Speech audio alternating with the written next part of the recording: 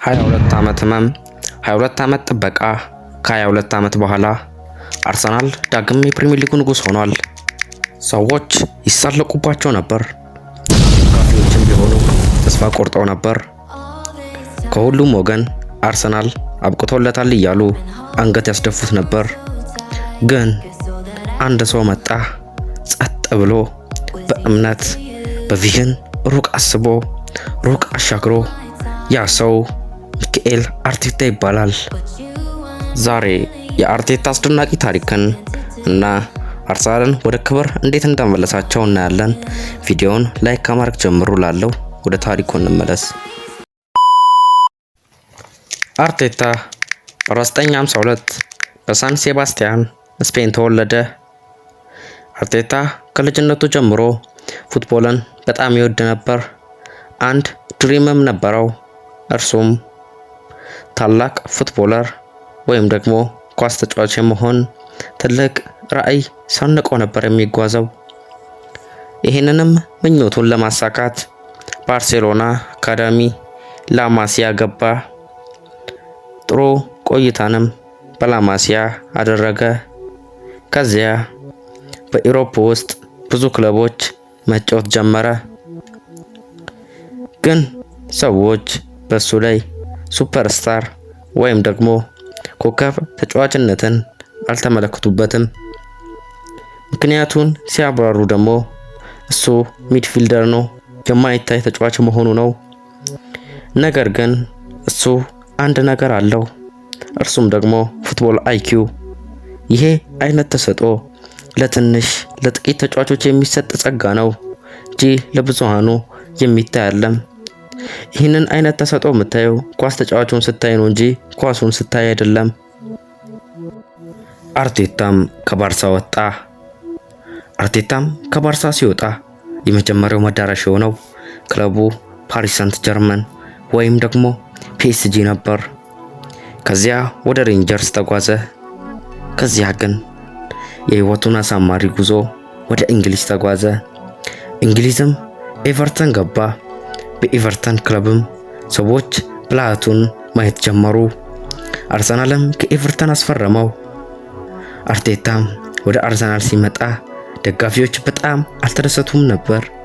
ግን ቀስ በቀስ የቡድኑ ሊደር ወይም ካፒቴን ሆነ። ዲሲፕሊን፣ ሃርድ ወርክ፣ ሊደርሺፕ፣ ይህ ሁሉ የአርቴታው መለያው ሆነ። እስካሁን እየተመለከታችሁ ከሆነ ላይክ አድርጉ፣ ሰብስክራይብም ደግሞ ጨምሩበት። አርቴታም ጫማ ሰቀለ፣ እግር ኳስን መጫወትም አቆመ።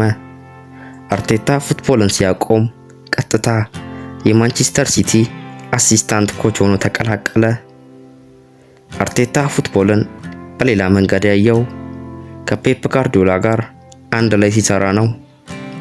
አርቴታ ከጋርዲዮላ ጋር በሚሰራ ወቅት ታክቲክስ፣ ፖዚሽኒንግ፣ ሞደርን ፉትቦል፣ ዊኒንግ ሜንታሊቲ እነዚህን ሁሉ እንዲሁም ሌሎችን ከመምህሩ ቁጭ ብሎ ከጋርዲዮላ ተምሯል።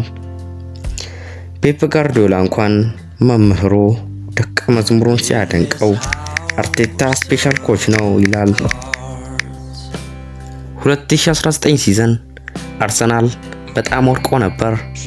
ደጋፊዎችም ቢሆኑ ተስፋ ቆርጠው ነበር።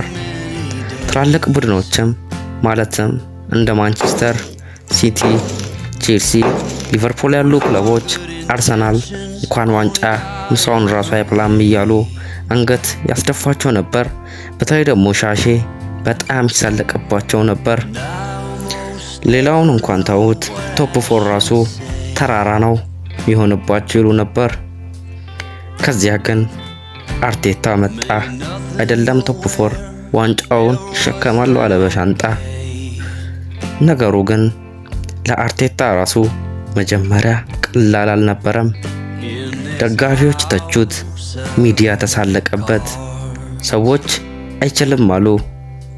ግን አርቴታ አልተወም።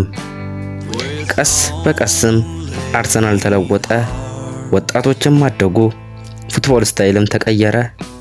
ኤምሬትስ ዳግም ሕያው ሆነ። ይህ ሁሉ የአርቴታ ጥረት መሆኑን አሳየ። ቡካዮ ሳካ፣ ማርቲን ኦዲጋርድ፣ ዊሊያም ሳሊባ እነዚህንና ሌሎችን ኮከቦች አርቴታ ገነባቸው። አሁን አርሰናልን ማንም እንደ ቀላል ክለብ አያዩትም እና ፋይናሊ ፕሪሚየር ሊግ ከ22 ዓመት በኋላ ወደ ኤምሬትስ ተመልሷል።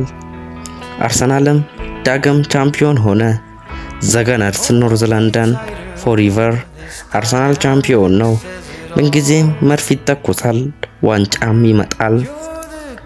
እናንተስ አርሰናል ይሄን ይገባዋል ትላላችሁ ወይ? ኮመንት ላይ ጻፉ። ግን ስቶሪው አላለቀም። አሁን አርሰናል ከፓሪስ ሰን ጀርመን የአውሮፓ ቻምፒየንስ ሊግ ፍጻሜ ጨዋታ አለው። አርቴታ ታሪክ ይሰራ ይሆን? ፕሪሚየር ሊግ ከዚያ ቻምፒየንስ ሊግ ያመጣ ይሆን? አርሰናልስ በታሪኩ የመጀመሪያ የሆነውን የአውሮፓ ቻምፒየንስ ሊግ በቬንገር እና በሌሎች ያላሳካውን አርቴታ ያሳካው ይሆን? የምናይ ይሆናል። ይሄ ፉትቦል ፌሪስቴል ነው። ከሰዎች ውርደት ወደ ክብር፣ ከፌለር ወደ ግሬትነስ። ይሄ የሚካኤል አርቴታ ታሪክ ነው። ቪዲዮውን ከወደዳችሁት ሰብስክራይብ፣ ላይክ እና ደውሏን ተጫኑ። እንዲሁም ደግሞ ለእግር ኳስ አድናቂዎች በተለይ ለአርሰናልና አርቴታ አድናቂዎች ቪዲዮውን ሼር አድርጉት እና ኮመንት ማድረግ አትርሱ። በቀጣይ ደግሞ አስደናቂ ፉትቦል ስቶሪ ይዘን እንመጣለን። ባይ ቴንክ ዩ ፎር ዋቺንግ።